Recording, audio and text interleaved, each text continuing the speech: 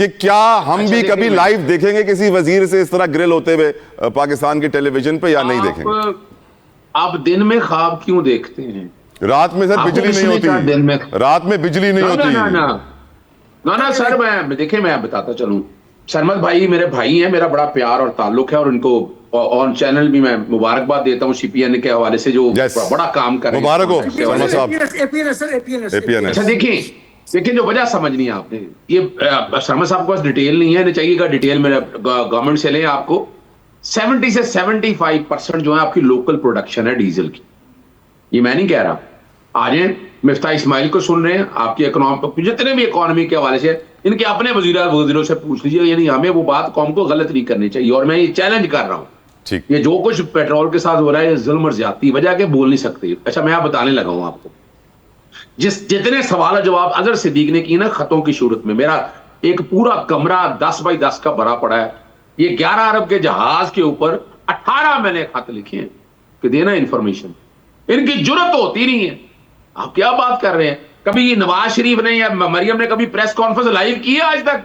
आया ना जरा, कौम चीथड़े उड़ा देगी इन लोगों के सवाल जवाब करके। आया ना कौम के सामने, कभी बजाय पता लगेगा वो वजह क्या है। मैं भी बता देता हूं आपके सामने। इन्होंने तो आपको पता है सहाफियों के साथ कितना जुल्म। वो पीका लॉ के बाद वो सोशल मीडिया रेगुलेटरी अथॉरिटी बन गई, ठीक है, मान लिया, बड़ा मजा। पंजाब डेफेमेशन एक्ट बना।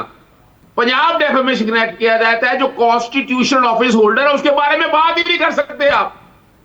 उदाहरण किस मुल्क में रह रहे हैं? अफ्रीका में रह रहे हैं। और मुझे याद आता है जब सुप्रीम कोर्ट ने कहा था, याद होना चाहिए, गॉड फादर और सिजिलियन माफिया, ये लफ्ज आज के दौर में बड़ा फिट होते हैं।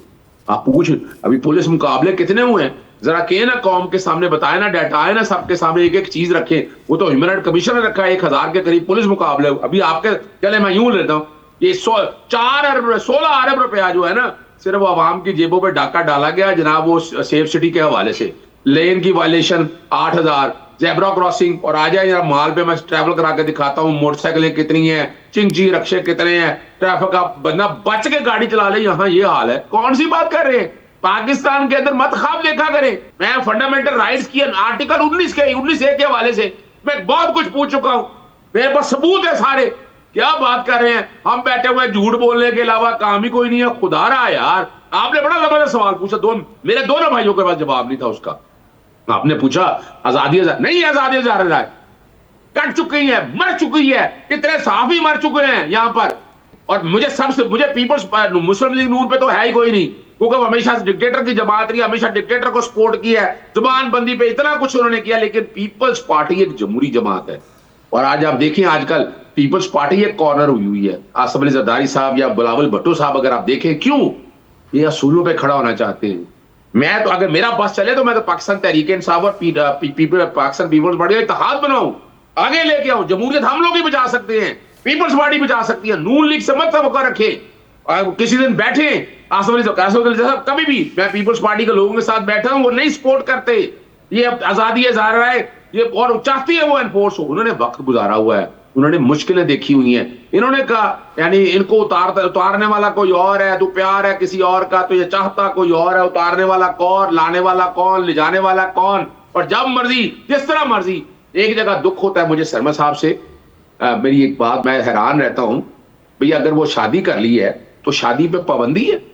अगर आपने किसी यहूदी से, क्या अहले किताब नहीं है, क्रिश्चियन से शादी नहीं होती है? सर आप भी यहूदी नस्रा की बात करते हैं, मैं तो नहीं करता। शर्मा साहब मुझे बात करने दें। आज मैं एक्सपोज कर रहा हूं आपके इस बात को भी। किसी ने कहा यहूदी नसारा से शादी नहीं हो सकती है? बिल्कुल हो सकती है शादी, लेकिन यहूदी नसारा से मुराद क्या है? वो है इसराइल की बात हो रही है। क्या जाकर वो खुदारा कोई अगर यहूदी है उसमें क्या दिया जाए?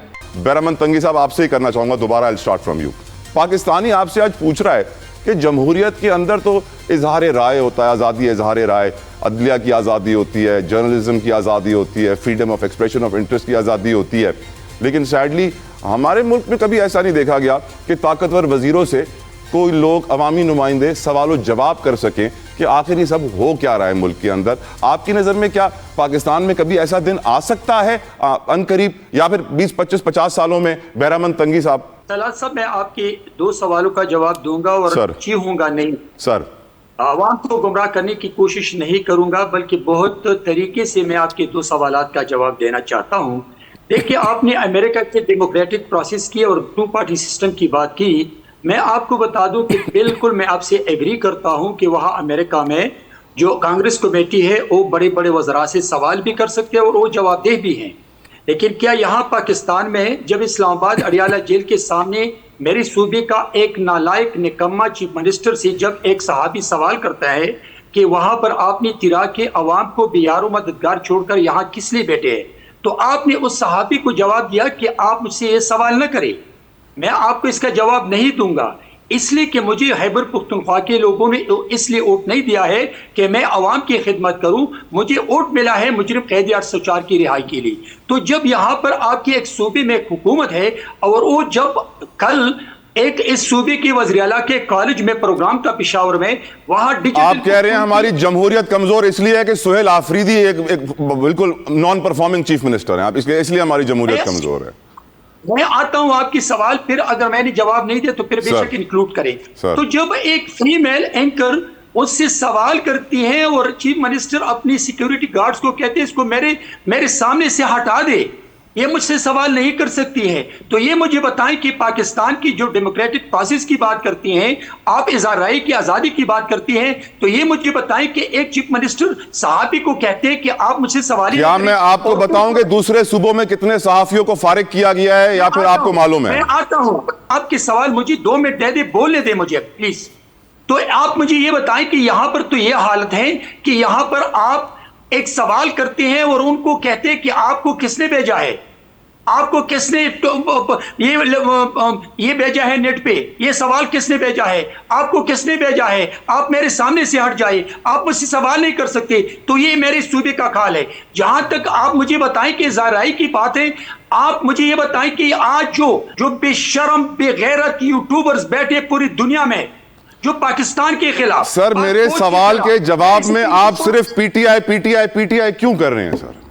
I'm not talking about the PTI. I'm talking about the YouTubers जो मेरे पाकिस्तान के खिलाफ, वो भी पीटीआई वाले ही है ना सर, मेरे इदारों के खिलाफ, मेरे पाक फौज के खिलाफ, मेरे पाकिस्तान। अब मेरे सवाल पे आ जाएं। इसको आप इज़हार राय कहते हैं। अब मेरे सवाल जवाब पे आए। अगर यहां पर कोई एंकर, अगर यहां पर एक एंकर मिसिंग पर्सन के नाम पर अपनी पर्सनल पॉपुलैरिटी के लिए, अपनी रेटिंग के लिए मेरे पाक फौज के खिलाफ बात करते तो ये इज़हार राय है। ये मुझे बताएं कि अगर इज़हार राय है तो वो पाकिस्तान की सालिमियत की, अवाम की बात करे, अवाम की मुश्किलात की बात करे, ताकि हुकूमत की निशानदेही, आपकी निशानदेही पर हुकूमत अपनी अवाम की खिदमत करे। राइट तंगी साहब, आप मुझे मौका नहीं देते, आप बोले। पूरा मौका दिया है सर आपने, 3 मिनट का 3.5 मिनट का जवाब दिया है सर, मैं इससे ज्यादा टाइम नहीं दे सकता सर।